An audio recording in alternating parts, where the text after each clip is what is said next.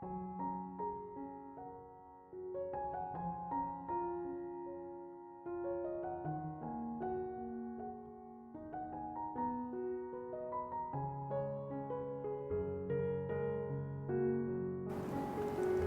Ibu, saudara-saudari, adik-adik kaum muda yang terkasih, apa kabar hari ini? Berkah dalam.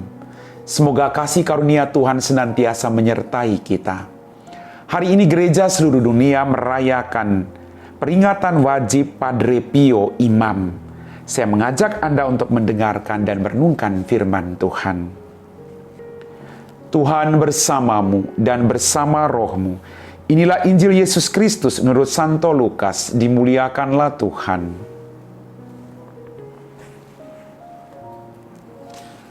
Banyak orang datang berbondong-bondong dari kota-kota sekitar kepada Yesus. Maka Yesus berkata dalam suatu perumpamaan, adalah seorang penabur keluar menabur benih. Waktu ia menabur, sebagian benih itu jatuh di pinggir jalan, lalu diinjak-injak orang dan dimakan burung-burung di udara sampai habis. Sebagian jatuh di tanah yang berbatu-batu dan tumbuh sebentar, lalu layu karena tidak mendapat air. Sebagian lagi jatuh di tengah semak duri, sehingga terhimpit sampai mati oleh semak-semak yang tumbuh bersama-sama. Dan sebagian jatuh di tanah yang baik, lalu tumbuh dan berbuah 100 kali lipat.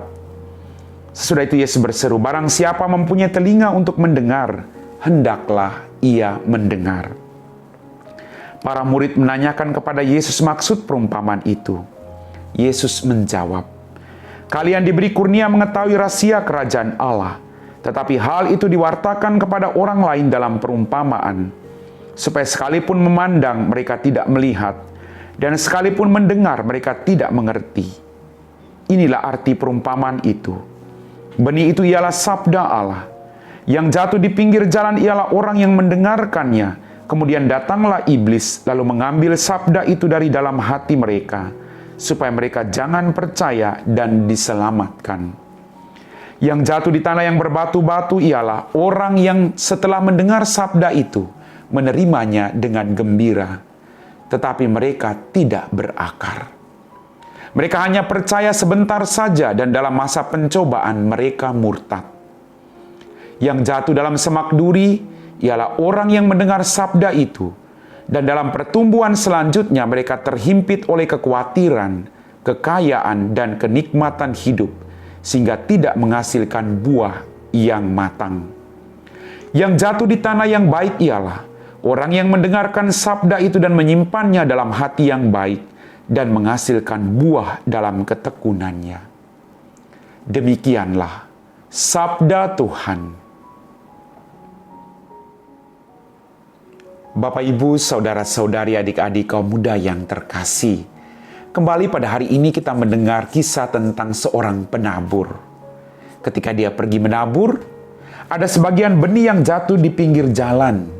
Ada sebagian benih yang jatuh di jalan yang berbatu-batu. Ada sebagian benih yang jatuh di tengah semak duri. Dan kemudian ada benih yang jatuh di tanah yang baik. Dalam permenungan saya, Bapak Ibu, kita semua manusia kadang kita jatuh di pinggir jalan. Kadang kita pernah jatuh di semak duri. Kadang kita pernah dihimpit. Tapi kita diajar untuk senantiasa belajar dari pengalaman itu. Artinya, kita sudah punya pengalaman jatuh di pinggir jalan. Jangan pernah mau jatuh lagi di pinggir jalan. Kita sudah pernah dihimpit duri. Jangan pernah lagi mau dihimpit oleh duri. Tapi perjuangan kita adalah menjadi benih yang baik yang jatuh di tempat yang baik. Dari pengalaman jatuh bangun itu, kita bisa sampai pada tanah yang baik. Tinggal tergantung bagaimana kita mau belajar dari setiap pengalaman kejatuhan kita. Bapak, Ibu, saudara-saudariku yang terkasih, firman Tuhan hari ini sungguh mengajak kita merenungkan tentang hidup kita masing-masing.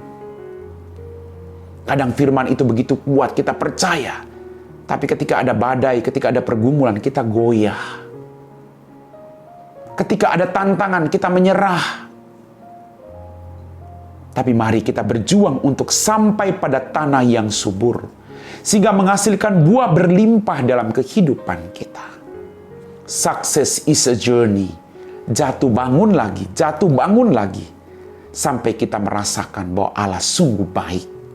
Kita harus membuka diri kita, agar benih baik yang ditaburkan Allah boleh tumbuh di tanah yang baik pula. Hati kita adalah ladang itu. Mari kita taburkan benih kebaikan. Di balik semua benih-benih jahat, mari kita terus taburkan kebaikan. Maka kebaikan itu akan menjadi berkat bagi hidup kita dan bagi orang-orang yang ada di sekitar kita. Tuhan memberkati. Amin.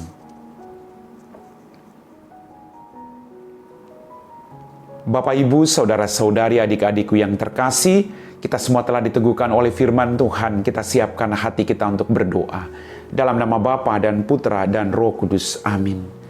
Ya Tuhan, kembali kami bersyukur atas rahmat kehidupan, berkat berlimpah yang masih Engkau berikan kepada kami.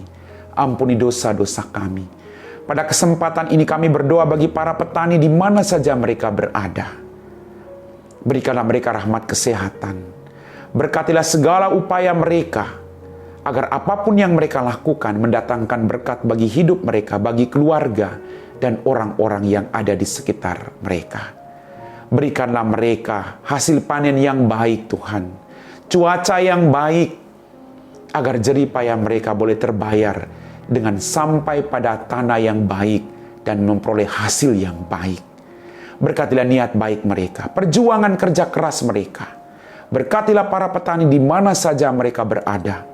Berikan mereka selalu sukacita dan kesehatan Tuhan. Kau berkati keluarga mereka. Kami puji Engkau Bapa, kini dan sepanjang segala masa. Amin. Tuhan bersamamu dan bersama rohmu. Semoga kita sekalian diberkati oleh Allah yang Maha Kuasa, Bapa dan Putra dan Roh Kudus. Amin.